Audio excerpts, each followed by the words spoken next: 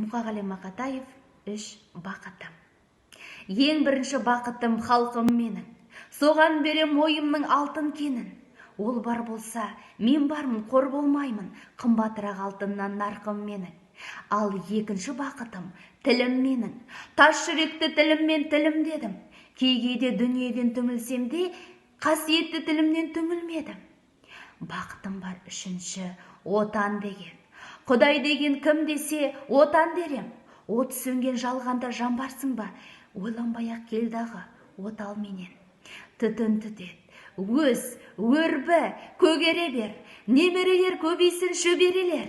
Жадыңда ұста, жақсылық күтпегейсің, от емес оқ сұрасаң менен егер.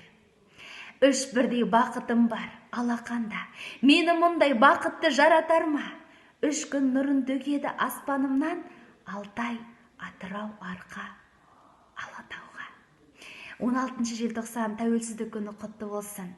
Еліміз аман, жұртымыз тыныш болсын. Ақтау қаласынан Айтжанова Әсем. Назарларыңызға рахмет.